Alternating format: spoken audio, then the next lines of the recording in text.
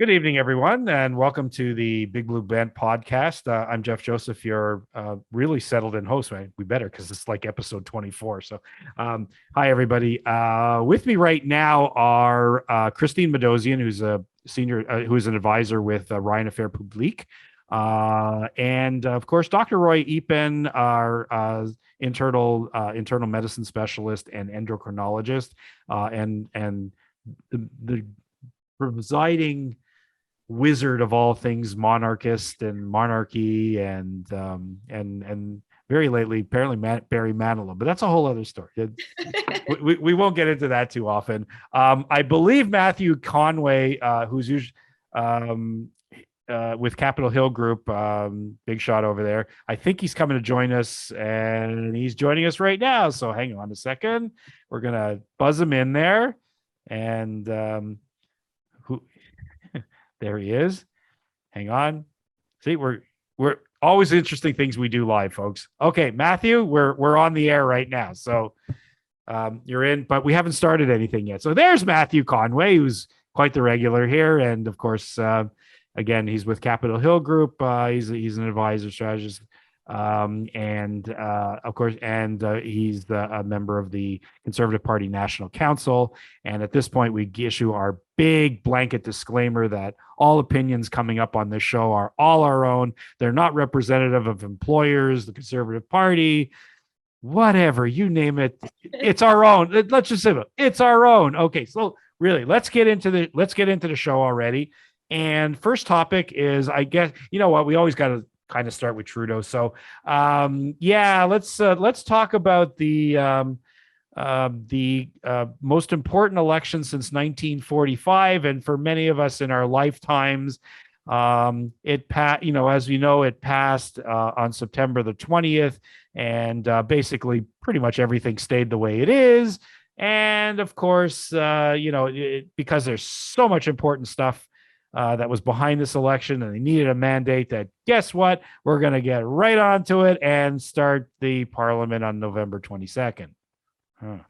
Okay. Matthew, Christine, you've got big government experience. Let's start with Christine this time. Perhaps you and then Matthew will chime in. You guys are going to thoroughly explain to us why we need to wait 2 months between an election and a throne speech, because there must be so many things to organize. Christine, tell us all about them. Well, I mean, it's the same. I think the answer is similar to the question, why did we have the election in the first place? It's what is he going to change, really? I mean, is there anything everything should be changed, but, in his eyes, what needs to be changed? I think that, this government in general, from the decision they made to have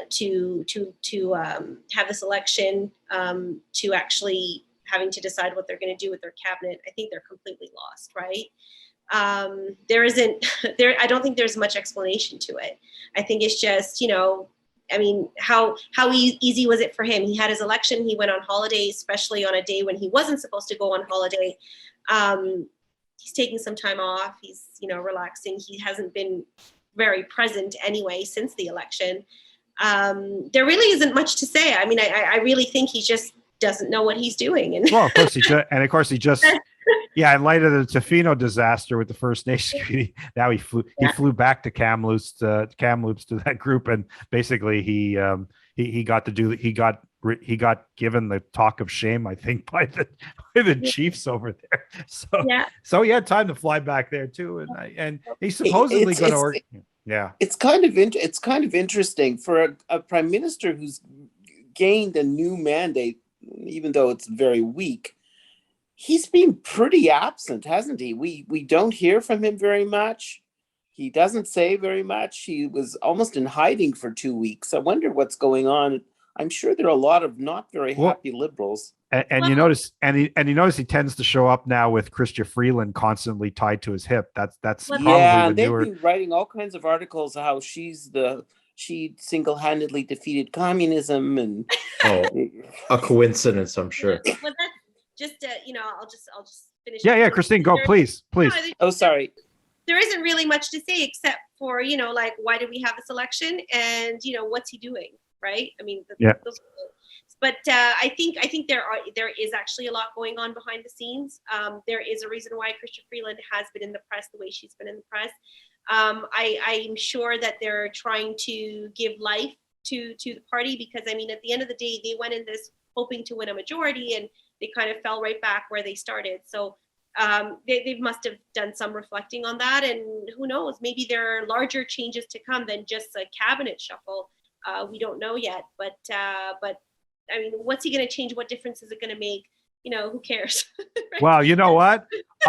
I'll tell you what. I know Matthew's going to tell us how this all goes down, because we know there's going to be a reason. Matthew, why don't you explain it? Well, much like my daughter tonight, who wasn't in any urgency to go to sleep, Justin Trudeau is in any urgency to govern or face Parliament. And I think that's the key right there, is he does not want to face Parliament. That's why at least Jean Charest back in 2008 said that he wanted both hands on the steering wheel. Justin Trudeau kept talking about how he wanted a majority for this and that. He didn't get it.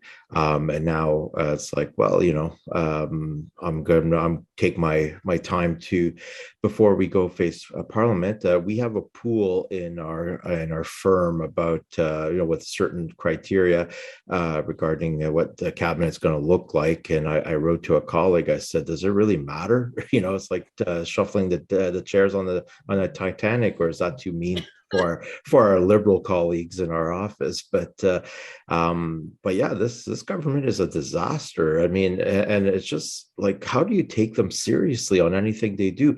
And then you were talking about the trip out to Kamloops, and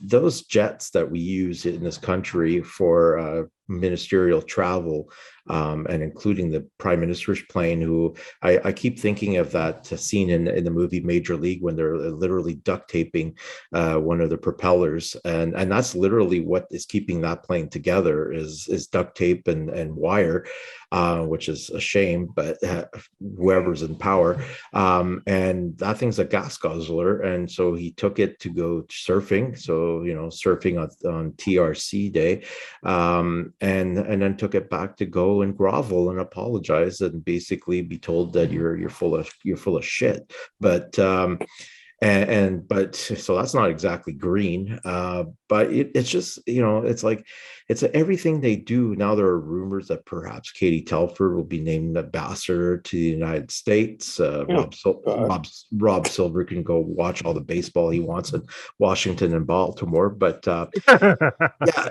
it's like everything they do. And when do liberals, self-respecting liberals, say enough of this circus, enough of this is not worth it, our brand is going down in flames, and we might be in a way that we will 1984 will repeat itself, where Trudeau won left, and somebody was left holding the bag, John Turner, and we're basically steamrolled by the Conservatives, and are we going to go down in flames with this joker? And I keep referring to him as our idiot in chief, and people are like, well, that's disrespectful. And so, well, the guy disrespects the function of prime minister on an everyday basis. But it's just you look at them and you go, what is getting done over there? And here's the other thing that we're hearing is that even the bureaucrats, keep using that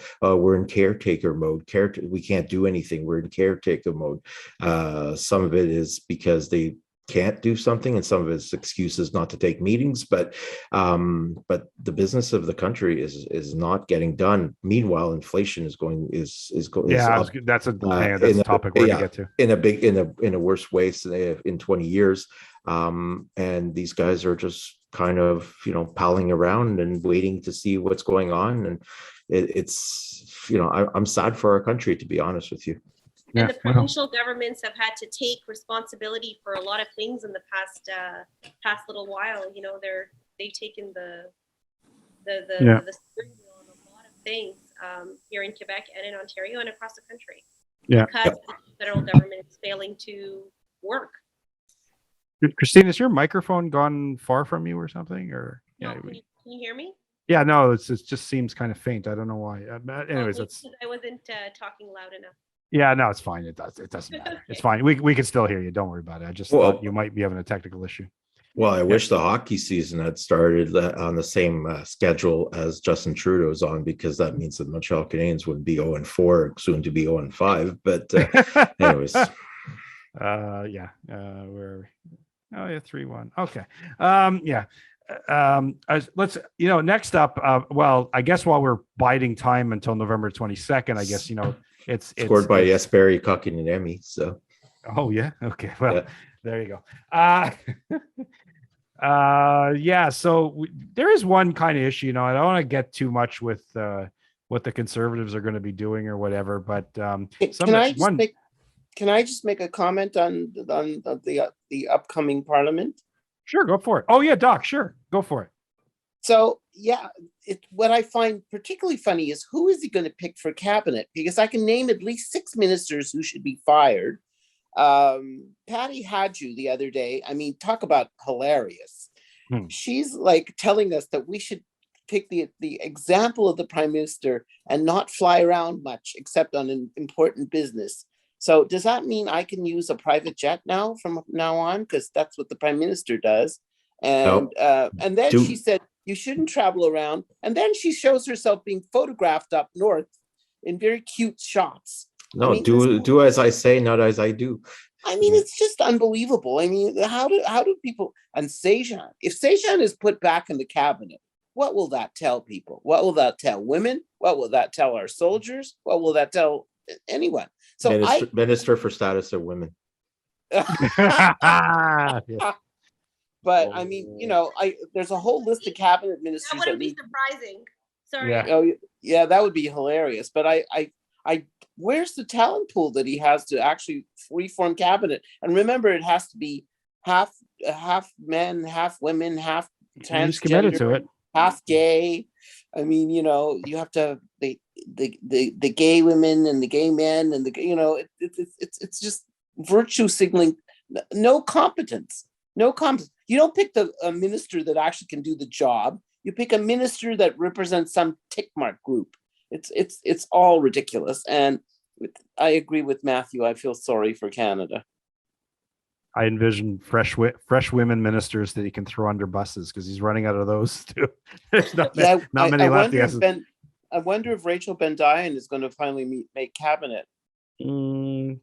Parliamentary secretary, maybe this time. I don't know. Yeah, I think so. I think so. That's where. What's her name from Saint Laurent? Whatever her. Emanuela. Minister of Official Languages. Oh goodness, no. And what about the LaSalle MP? Dylan. Andrew. Yeah. Is it Andrew Dylan? Who knows? Well. Francis Scarpileggio, Minister of Water. Listen, you know what? We keep joking. A whole list, Matt. We can. The thing is, we keep joking around, but you know what? Laughs on us. 19% of the popular vote, 159 seats. That's a major league efficiency, and maybe I guess they can be lazy and do nothing, because if they can keep pulling stunts like that, I guess all the better to them. They can keep winning governments like that. I'm assuming until Trudeau's. Well, that also tells me that they're never going to change the first past the post. Not that I want to. No. Oh God, no. But they were never going to do that, because they understood very well that they don't have a majority of the government. No. What the interesting is, I'm going to see what the NDP does, because the NDP now could actually have power. I mean, they hold the balance of power to a great extent, and it'll be interesting to see if they actually. They seem to have come to the conclusion that Bill 10, C10, is not necessarily the best interest of Canada. So maybe, is that hope? And again today, he says that he's not going to release the papers for SNC Lavalin to the police. So it starts. So does that mean the next budget's going to be on TikTok? Yeah. Yeah, it'll be and his and Jagmeet's opposition remarks will be delivered from a bathtub or something. Yeah, with a dripping shower. Because I mean, I think we mentioned it in the last episode, but I mean, how Jagmeet Singh is not facing the music for his performance. If you look at it, they lost ground in Ontario. Yeah. It's and quite frankly, he should be.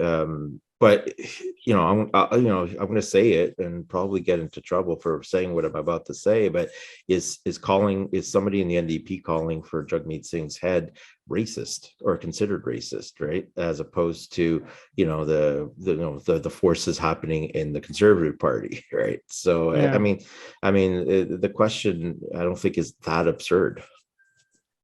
You know what? Honestly, I think with Jagmeet, I think he might have. You know what? I think craziest notions. I think they might have kicked some tires. That taking a look at his leadership. If Ruth Ellen had won her seat, had won re-election from her return to politics. I think because I have some respect for her. I mean, I'm not an NDP fan, but you know what? She was just a wonderful story about how the took off to Vegas, waitress, couldn't speak a word of French, and actually turned herself into quite an adept politician by the time she was finished. And I think if she had made the comeback, I think if she got elected, I think maybe some people in the NDP circle would have said, maybe we should look, because she's not she's not all that bad an alternative to maybe kickstart the party a little bit. But anyway, look. Well, I think the lack of an alternative, I think, is probably what's saving Jagmeet Singh's. Because who's next in line, right? There's no one in that party. It's like the NDP in Ontario. Andrea Horwath has entered the witness protection program for the last several months, and now she's come out of hiding. And I keep thinking, she's lost how many elections so far, and there's 3, not even 4 a whisper. No, go for it, Dr. A whisper of any dissent against her, and the reason is the only one that I think Jagmeet could have won that, and she went to the federal party. So yeah, exactly. Okay. So actually, it's going back to the one kind of fun, obviously, Aaron O'Toole's ordering this review of everything that happened. He's getting a report by the end of the year. James Cumming is in charge, is heading that up, as well as he's going to have a Quebec representative. I've heard one name being rumored as the Quebec person. We won't talk about it here. But one fun thing that came up while, kind of deflect from probably a deflection from Tofino and the stalled election start. So the simple of it is we're having quite the sparring match about these vaccine mandates for MPs. And what we did have happen in the last couple of days is the Board of Internal Economy decided which is kind of a 9-person secret chamber, of which two members are conservative MPs. They came out with a bunch of rules, and they were basically saying that all MPs returning to the House are going to have to be fully vaccinated, and not just MPs, there's a whole list, the parliamentary gallery, so on and so on and so on. And what we got is some conservative reaction to Aaron O'Toole. Blake Richards, of course, is one of the representatives in the BOIC. And what was marvelous is watching the media completely torque where the conservatives stand, because they made it all about, well, the conservatives are opposed to mandatory vaccines. And I keep reading what Blake said. He said that wasn't the real issue. Was should the board of internal economy have the power to over and above parliamentary supremacy and make the rules for Parliament? Why can't the MPs? And we're talking about the same MPs that are now also discussing whether to resume a hybrid parliament, whether the BOIC should have these kind of powers. So they've turned this, and they've got the media turning into, oh, well, the conservatives are doing a cover up. They've got people who are not vaccinated, and this ridiculous little circus, which is kind of scary. And So, Well, you know, I I don't think it's actually constitutional to prevent a sitting MP from getting into the House. I think there are actually rules about that. I haven't looked them well, up lately, you but mean do we still have a constitution? Like, seriously, well, like you see, what? that's unfortunately the courts seem to think we don't. Yeah, it Um, seems to be suspended. yeah, Neither do most of our politicians because they don't seem to have ever read 91 and Articles 92 about No. what are federal and provincial jurisdictions. Well, that's you know what, that we could almost do a show about that one, to be honest Yeah. with oh you. yeah. But let's talk about let's talk about the vaccines. And it's funny because, you know, all of us in the streets were, the funniest part is if you went to the doors and you went to people, you would, you didn't know where Aaron O'Toole, if you talk to those people, it's Aaron O'Toole was too tough about vaccine mandates and passports. He was too lenient on vaccine mandates. I don't know where so, but Look, Damned if you do, damned if you don't. yeah, I have to but tell honestly, he was very consistent. If I have to come to Aaron's defense on this one, he was very consistent the whole time. It basically said, "Listen, yeah, well, listen, we want to encourage people to be vaccinated, including our own people. You know, I know the word was out that for the MPs and the candidates, they were strongly encouraged to be fully vaccinated."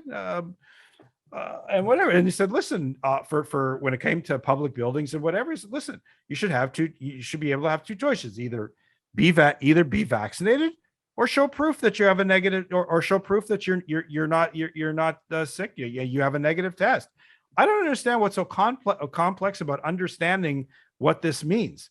It sounds better than what Trudeau's letting the federal civil service do, because he made that whole big deal. Oh yeah, we're going to make sure they're vaccinated. Yet in the secret he says, oh, you know how you can prove you're vaccinated? Just attest to it. Just say it. So I see the Liberals and NDP going, yeah, we're all vaccinated. Why? Well, because we said so. look, And nobody tests them on this. these vaccine mandates, I first of all, unconstitutional on their face. And you know what? Remember last year, people were saying everyone's a hero for working in the healthcare system. Now they're talking about firing thousands and thousands of, the last week. I don't know if you were paying attention, but in the morning, the provincial minister said, yeah, we're not backing down. We're going to fire everyone who doesn't have a vaccine mandate. We're going to suspend them. And then by the afternoon, they backed off. Because what? If you actually, I could tell you there are large numbers of people, not necessarily doctors, but the people who actually make the hospital run, the laundry, the kitchen, the cleaning staff who are not vaccinated, and the hospitals would have closed down. Huge numbers of healthcare beds would have been closed. So I support people being vaccinated. I don't think these tactics are actually helpful. Well, I think, and Doc, maybe you know about that. I think I just read today or yesterday. I think did the hospital did Sick Kids Hospital in Toronto let go 147 staff? And I got to tell you, and I think there's a couple. I think Etobicoke, there's another 50 something. Like they're starting with that, and I think a lot of people react. We already have big shortages of healthcare people, including nurses. Especially nurses. And I got to tell you, 30 or 40% of nurses in Canada are thinking of leaving the profession. They are fed up. And I don't blame them. We're overworked. It's interesting, Doctor. I mean, I've been really keeping my eyes on what's happening in Quebec because it impacts a number of people that I work with.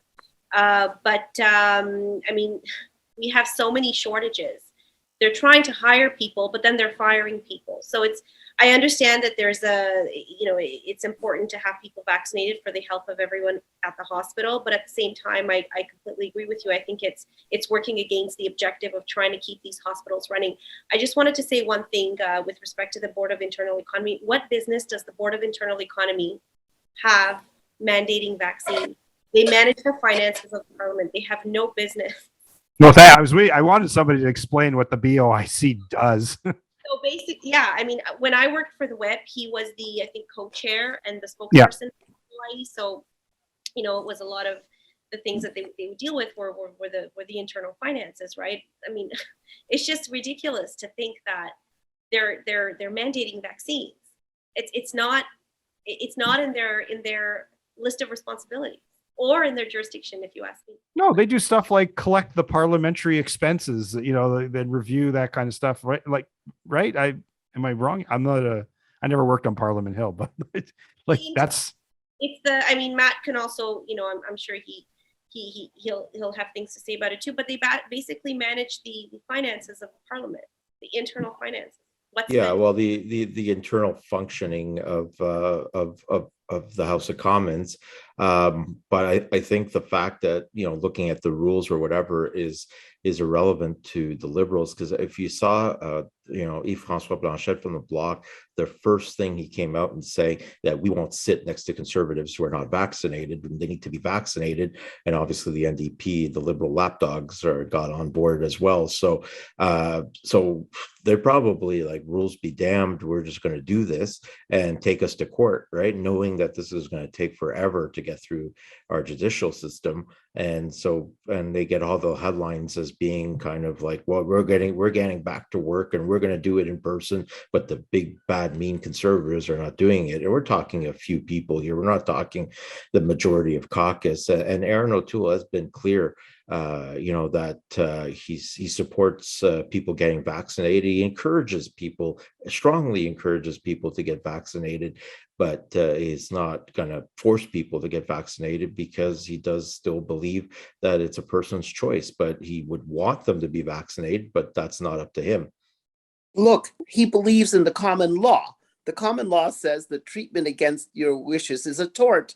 I mean, all these lawyers are doing this and saying, and they don't seem to remember the basics of their own education. Am I wrong? No, some of them check their education and their thought process a long time ago.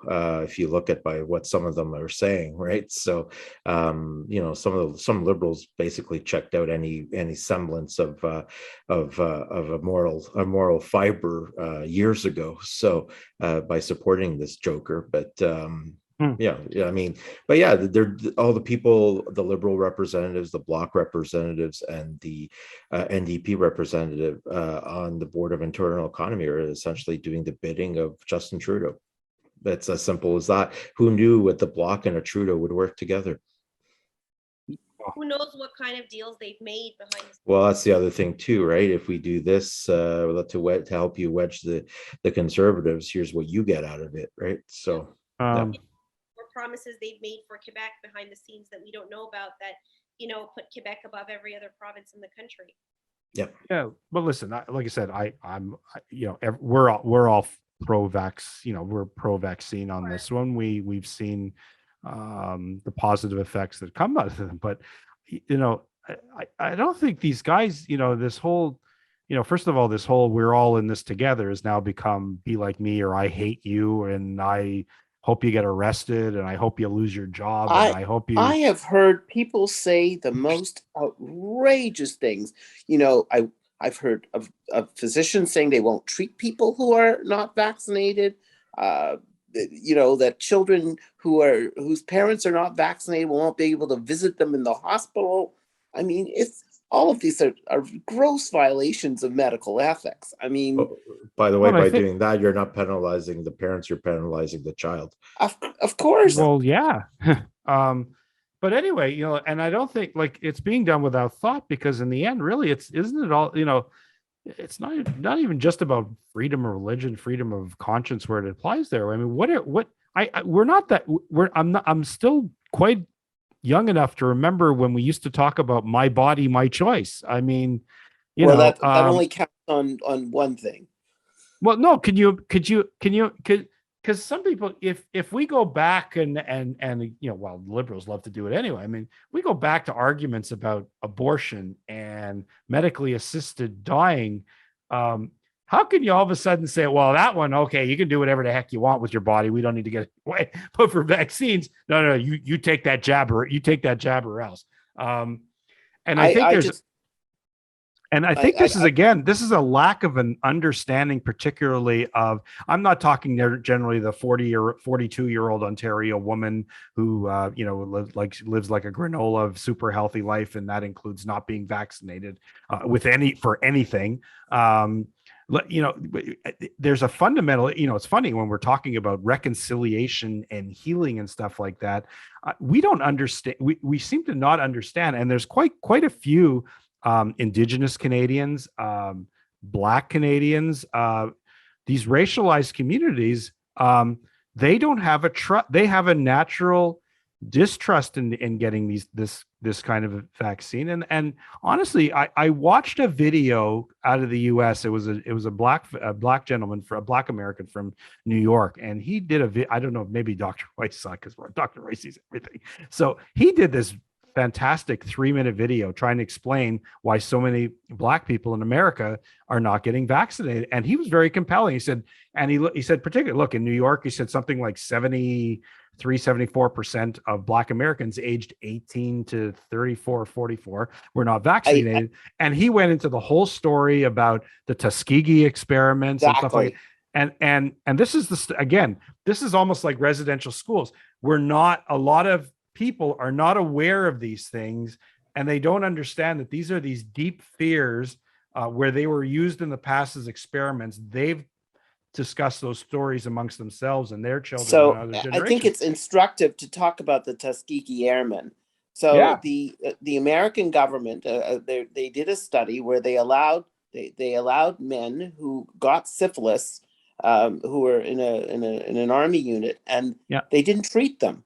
And they didn't tell them they had syphilis, and they basically didn't treat them for 40, 50 years. This went on till the 1970s.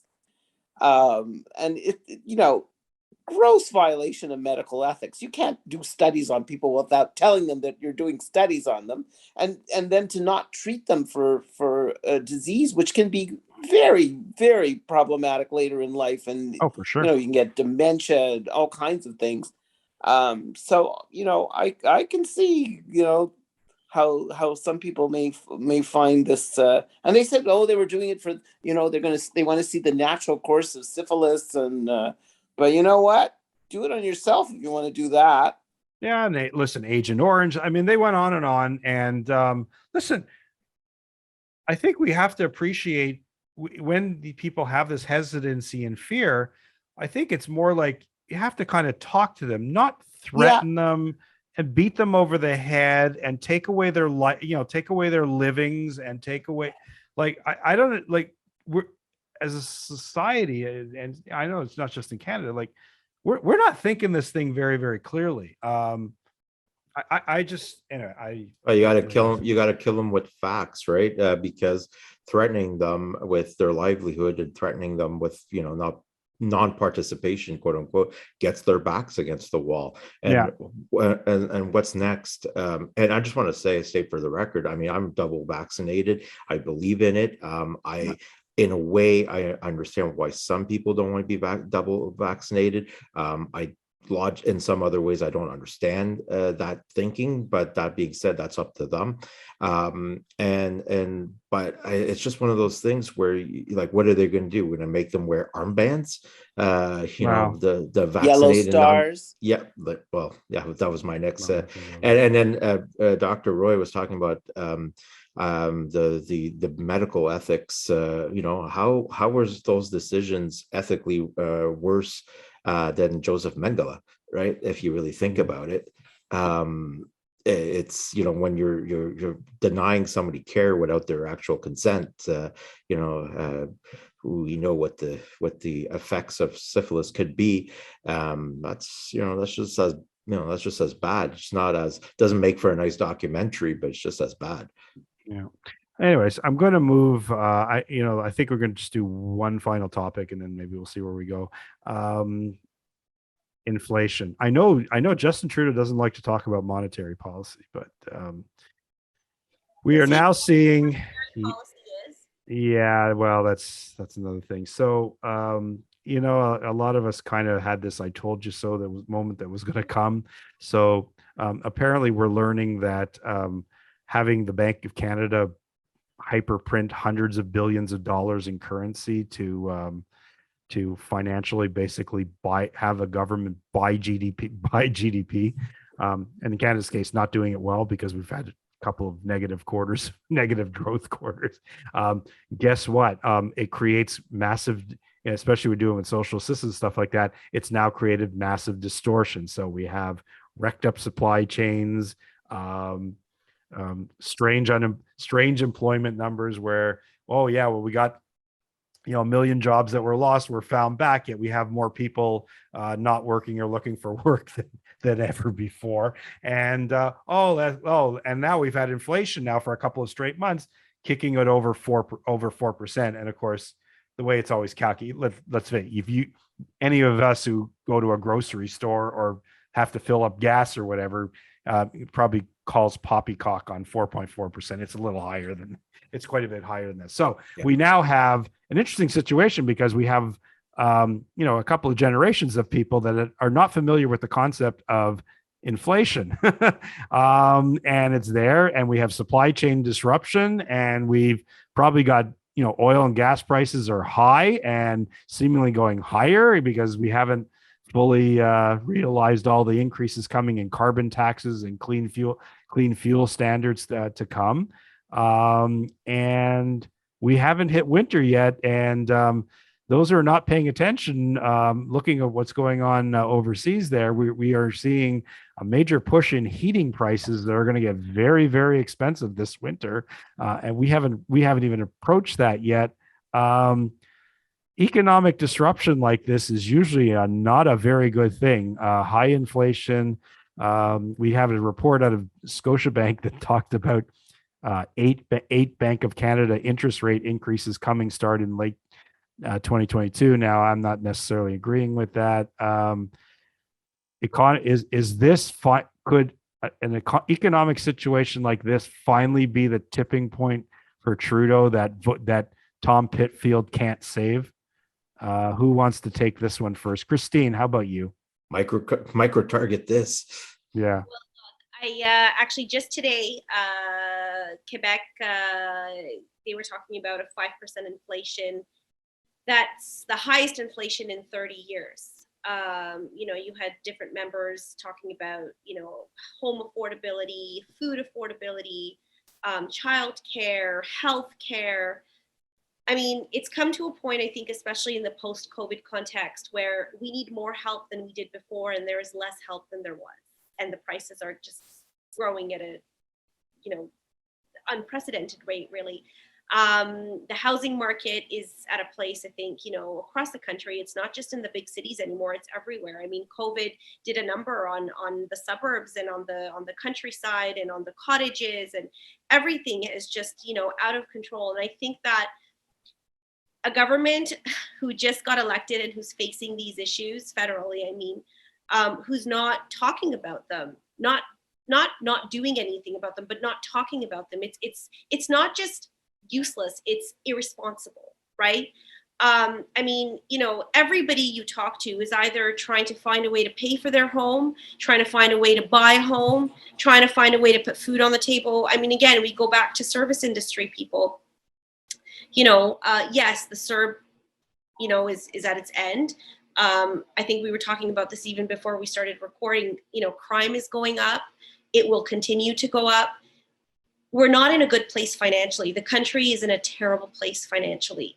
And the people in charge are only going to make that go down, not up. So I think that, and of course, this wasn't, unfortunately, we didn't even have the opportunity to make this an election issue, but this should have been the election issue is, how do we move forward? What's going to happen 6 months from now, a year from now?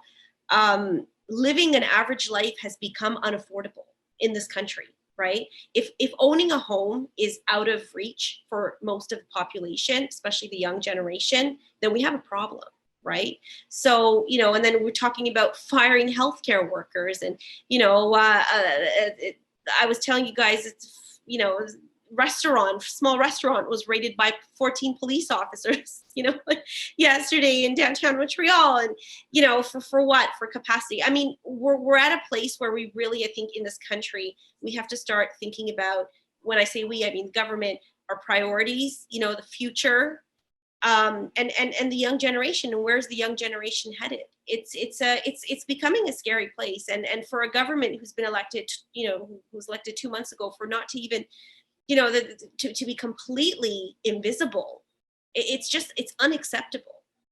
And they're going to continue to be invisible just because they're going to elect a cabinet. Do you think they're actually going to do anything until end of January when they return to the House, you know, officially? They're going to do nothing. We've got another 4 months ahead of us of nothing. Yeah. And it's scary.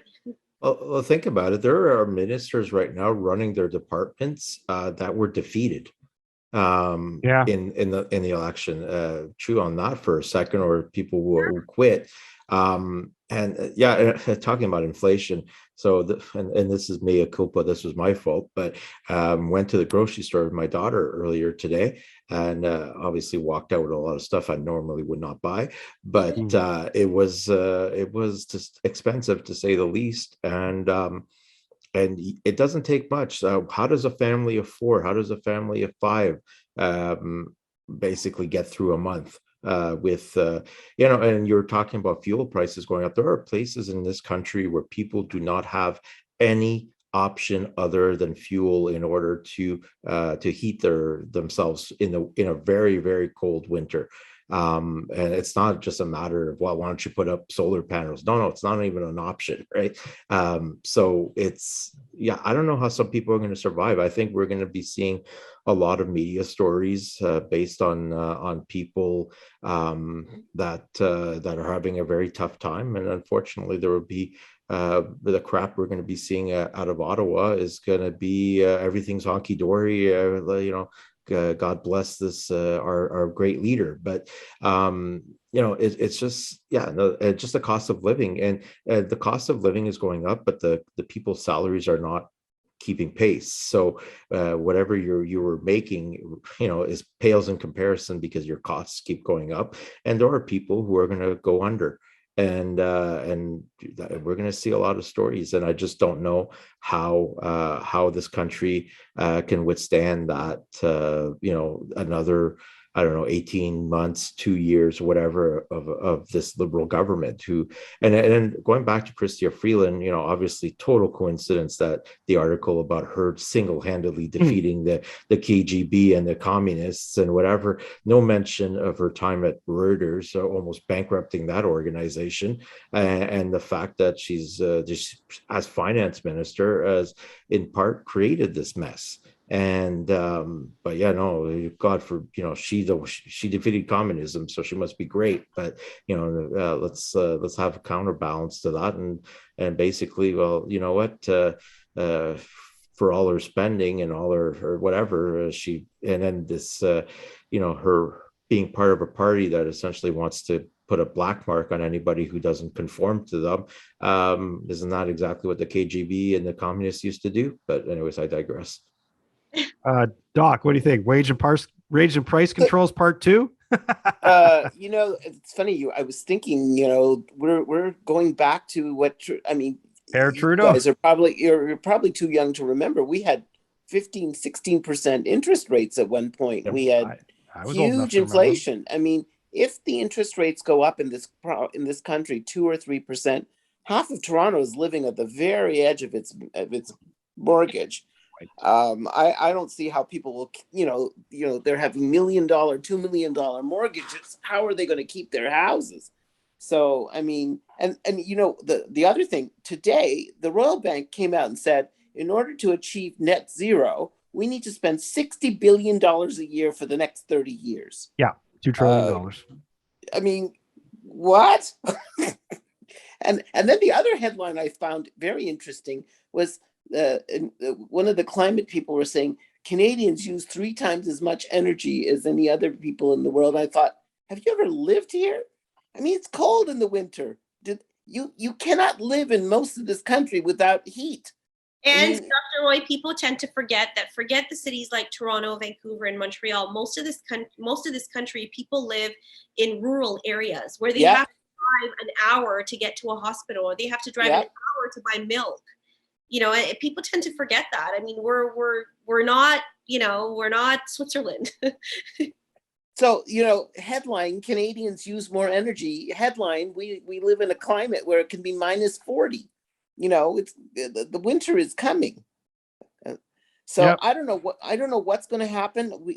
We are already at the bottom of the G7 in terms of spending and well, I mean, we're at the top of the Yeah. G7 in terms of spending, but we're at the bottom in terms of Recovery. deficit Yeah. and recovery. So I think the Liberals are going to find that they're going to have quite a jam on their hands. But I don't know That's why they needed that. That's why it was an emergency to have an election, because they knew this was coming. The karma was coming for them.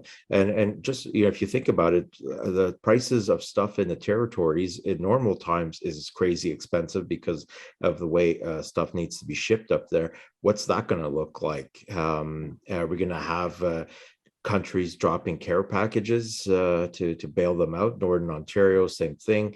Some of the northern communities and the Aboriginal communities, Indigenous communities in the north of every province, where there's going to be a lot of the day of reckoning has come for these Liberal policies, and it's going to hit us, and it's going to hit us hard.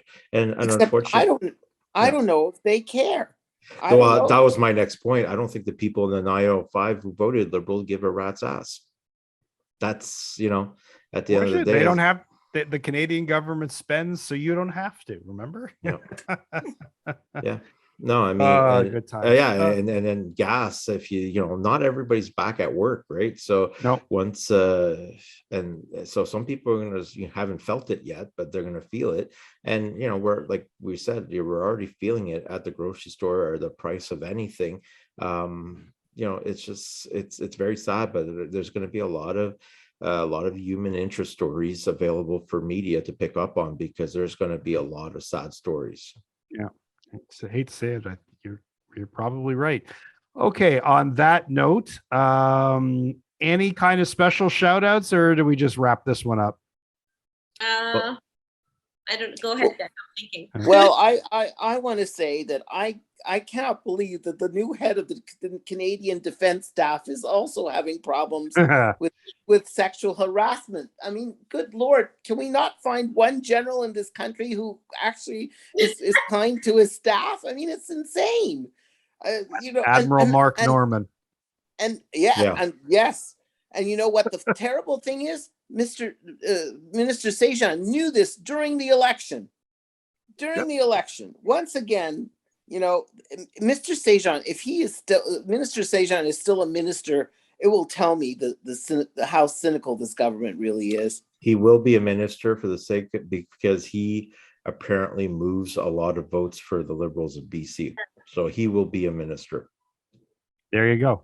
That's the bottom line. Yeah. So I read that Valérie Plante here, mayor of Montreal, hopefully outgoing mayor, but I'm not even sure about the quality of who would replace her, but is suggesting a baby box for all newborns and born in the city of Montreal, about worth $200. So, which services for folks who for newborns, obviously with the price of everything going up, it's not necessarily the worst idea in the world to provide clothing and guidance and whatever. But the part that got me is tickets to go to museums, and I'm just like who actually sat around a table and said, you know what, guys, this is a good idea. Let's throw in tickets to a museum. So we all live in Montreal. This has been a ghost campaign.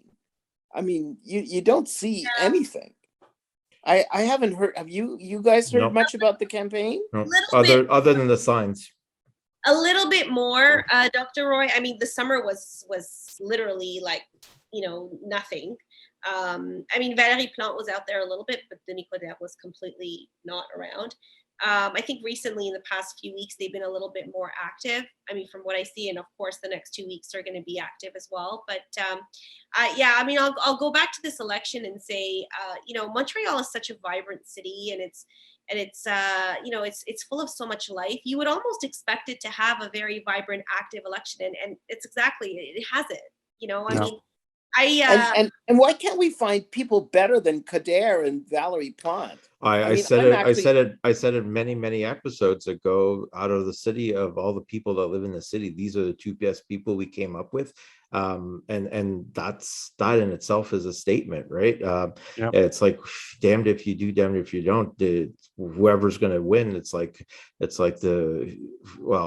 maybe you hope you're gonna get the other one, but Denis Coderre, I think the reason he's quiet is every time he opens his mouth, he puts his foot in it, and it completely shoots off the other one. And every time he speaks, I think his numbers go down. I hate to say it, but I think Valerie Plante is going to be reelected. I mean, they seem to have more signs up. I've been called by them twice. I keep giving them a piece of my mind, and they still keep calling.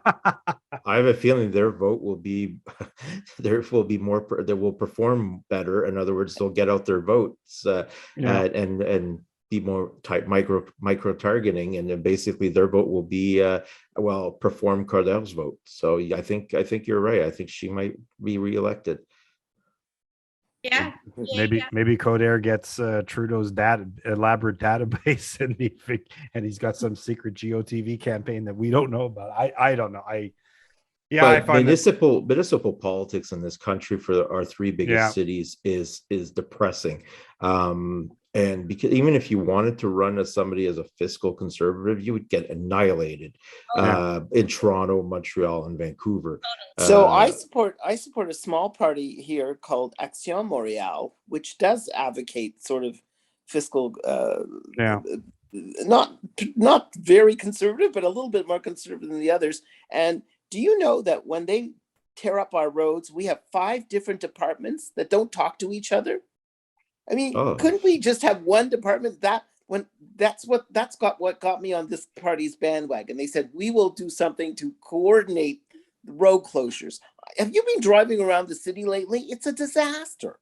It's a disaster. Every Côte de Neige is closed halfway there. I was going to say, how do you actually drive around? You just hit orange stuff everywhere. And I know, Doc, I've been on I was on Côte de Neige now a couple of times. Crazy. I know it's like one lane from Queen Mary to all the way down to past almost to Dr. Penfield. What was that? The report from last week that said 1 in 4 Quebecers are employed by the state in one way, shape, or form. That's the issue with those 5 departments. No one wants to see anybody lose their job, so somebody will create a 6th department to get involved, and and the state gets bigger and bigger and bigger, and nobody, it's funny because when I used to work in Treasury Board, every year the Public Service of Canada would send its employees a survey, and it always came back saying that the employees wanted to spend more time with the more interesting parts of their jobs and leave the mundane to automation. But the big stumbling block for automation is the unions, because guess what they want? They want the union dues, but never mind that their members want to keep, don't want to be sitting there filling out an Excel spreadsheet all day. They'd rather an automated robot do it. But an automated robot doesn't necessarily pay a union dues. So. All right. I think that's the biggest problem in the cities, especially, and it's public sector unions. All right. On that note, we're gonna. Yeah, Christine, go on. Yeah. A lot of our independent theaters that are finally at full capacity and are able to have their beautiful shows on stage. Please support your local theater, the Centaur Theater downtown, the Seagull Center, all your. Yay! Absolutely. Go out. The Centaur is putting on a Christmas show called All I Want for Christmas. Go see it, support them. I'm going. Magic. You're going, Dr. Roy? Yeah. Oh, Doc supports local theater. Absolutely. I actually sent them some money because I got to tell you, these organizations live on a shoestring. I know. And we're at great risk of losing a lot of what's really good in the city. in terms Well, of restaurants. Conversation offline about the Centaur Theater, Dr. Roy, whenever you want to work with them. So. There you go. I'll check out their children programming. So Yeah, Absolutely. it's awesome. That's it. Support local theater, support local restaurants. Yeah, support local everything, guys. Support support what you can. Let's support stuff that makes Montreal a great place. Exactly. Before Trudeau inflation takes all your cash anyway. On that note, here's another one though. Will inflation kill the dream of the expos? Something to ponder. Well, you know what? I have problems with I have problems with the ESCOs. They want us to build a $3 billion stadium. I don't know. I mean, the Bronfmans really want me to spend money for a $3 billion stadium after the $1 billion stadium is falling down? Well, but that's the thing. Will all this basically make it unpalatable for any government to say yes? The backlash would be enormous, and this, it might not be everything else. Might have been COVID that killed the expos. It might be inflation. We shall find out. On that note, I think we're going to wrap it up here. Thanks everybody for joining in. Thanks to our audience for tuning in, or will soon tune in, or download as the case may be. All the best to everybody. We should be back a little sooner. We'll be back fairly soon again. And all the best, and take care, and big smiles, and we'll see you again soon. Good night, everyone.